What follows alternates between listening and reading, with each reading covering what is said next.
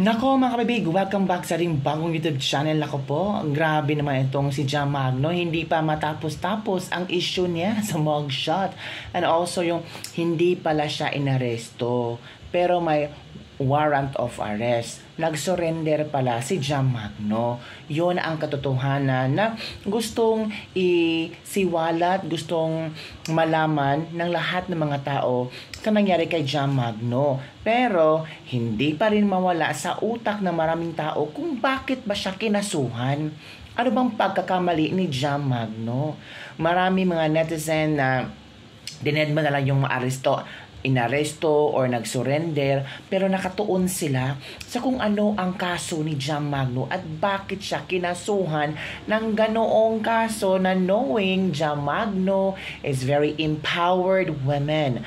Maraming mga netizen ang humanga kay Jam Magno kasi talagang todo bigay kung magbigay ng opinion at always nakalagay sa kanyang mga videos na kailangan maging powerful ang mga babae at dapat lumalaban. Pero bakit? Para yatang naging kabit-serye ang problema sa buhay ni Jam Magno. Hindi naman tayo mahihimasok sa private life ni Jam Magno, pero being a public personality na ngayon si Jam Magno, kung ano yung mga nangyayari sa kanya natural, gustong alamin ng mga tao, lalo na yung mugshot niya na nataranta ang maraming concern sa kanya at natawa yung maraming galit sa kanya. Pero ito yung comment ni Sas Rogando Sasot. Hindi matanggap ni Jam Magno na nadimanda siya ng legal wife ng kinantot niyang sundalo. Ano? Mga Dutertes daw may kasalanan kaya nagka-warrant. Hala, ang mga Duterte? So it means, hina VP Sara Duterte at Digong Duterte ang rason kung bakit siya nagka-warrant of arrest? Ganun na ba liit ng pag-iintindi ni Jam Magno sa mga nangyayari sa kanya ngayon?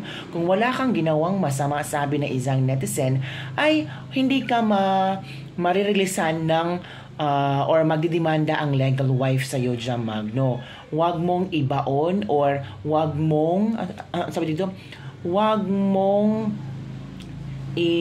tawag dito, sabi pa, huwag mong amay ang mga Duterte, Jam Magno. Pwedeng pukin mo muna, Jam, ang may sala. Sabi ni Sas Rogando Sasot. Sabi niya, Team Legal Wife. Naku po. O, ito pa mga netizen ha, mga komento ng mga netizen.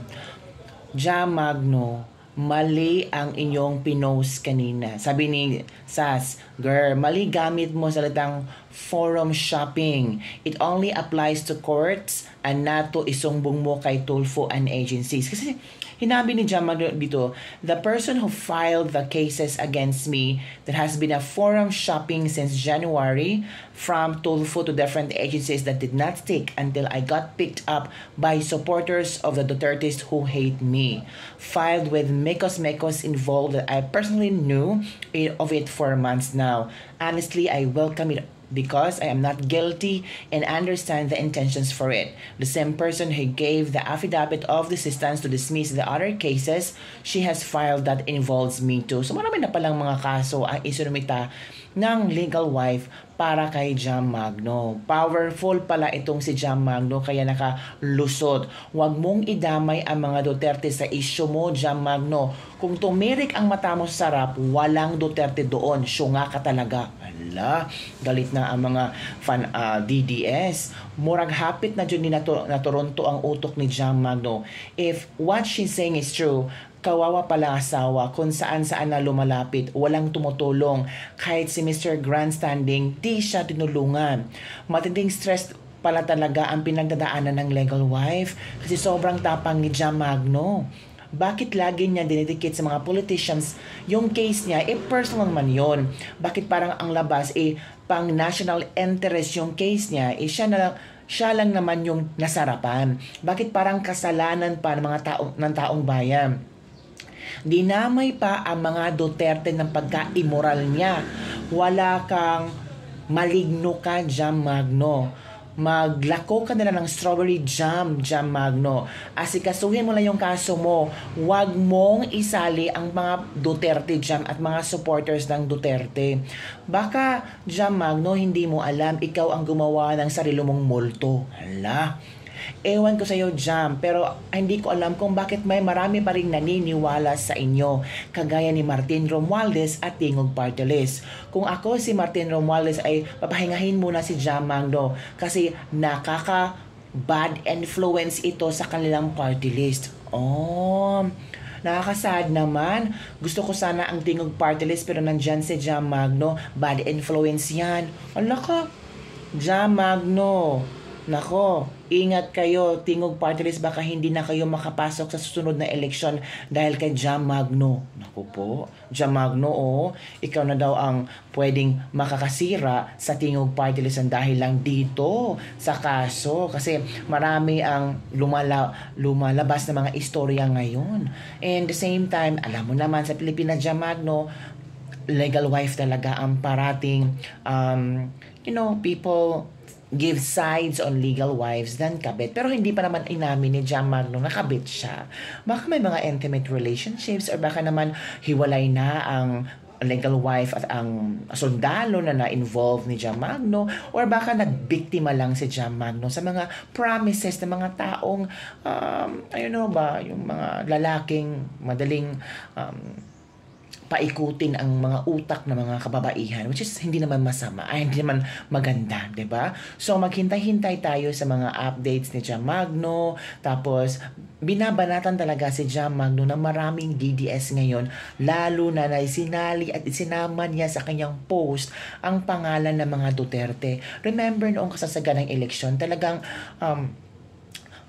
very salute. At the same time, mataas ang respeto ni Jam Magno kay VP Sara Duterte kahit na wala siyang sahod or kahit as long as kinukampanya niya si VP Sara Duterte kasi malaki ang kanyang paghanga kay VP Sara Duterte. Pero dito, sa post ni Jam Magno, we don't know kung ano ang intensyon ni Jam Magno or baka nasaktan lang si Jam Magno sa mga DDS supporters na binabash siya. Well, hindi naman natin mapipigilan ang mga DDS knowing na parang sa kanilang pagtingin ay biglang bumaliktad si Jam Magno at biglang nagpunta na sa side ni Martin Romualdez na hindi naman masyadong maganda ang friendship ni na VP Sara Duterte. So, kaya nga na-question ang credibilidad, ang paninindigan ni Jam Magno kung bakit siya on the side of Martin Romualdez. Pero, naintindihan din natin na si Jam Magno ay gusto lang tumulong, gusto lang magserbisyo, at the same time, gusto lang maging part sa Tingog Party List. So, ngayon, sabi ng ilang netizen, parang delikado daw ang Tingog Party List kung nandyan pa rin si Jam Magno, baka masira ang pangalan ng Tingog Party List. And every now and then, Jam Magno is always bringing the name Tingog Party List. And baka wala nang maniniwala sa Tingog Party List. So, yan lang mga kabibigang ating latest libag-libag for today. Basta, ang daming mga comment tungkol kay Jam Magno, hashtag Team Legal Wife, hashtag ipakulong si Jam Magno, hashtag inaresto pero maraming koneksyon kaya hindi napasok sa bilangguan, or hashtag nag-surrender si Jam Magno, tapos hashtag magandang mugshot, mga ganun ba? Legal wife po kami. Huy, Jam Magno, gamitin mo naman ang utak mo. Matapos ka nasiyahan, ang mga Duterte pa ang sisihin mo. Iba din ang tripping mo dahil mahiya ka naman kung meron ka niyan. Baliktad pala siya kung paano magsalita. Akala ko kapag magsalita si Jam, sobrang linis niya. Naku po. Bakit naman siya pag-aaksayahan ng panahon ng mga Duterte? Pustahan tayo. Pag pinatawag yan ni PPRD, tapos kausapin, palambing siguradong babalagtad yan. Kalaban na naman yan ni Croc Martin Romualdez. I-warrant arrest ang Jam Magno na yan at tingnan natin kung saan siya pupulutin. Ang mga abog lang daw ang ayaw sa kanya. Paano yung uling puno ng hanging utak mo, te? Filingera masyado, wag na siya yung pinagsasabi. Yun mga kabibig, yung mga comment ng mga netizen tungkol kay Jam Magno. So yun lang ang ating latest libag-libag for today. Ano ang iyong komento tungkol dito na para yatang nasali na ang pangalan ng mga Duterte sa issue ni Jam Magno? Bye everyone, see you next time.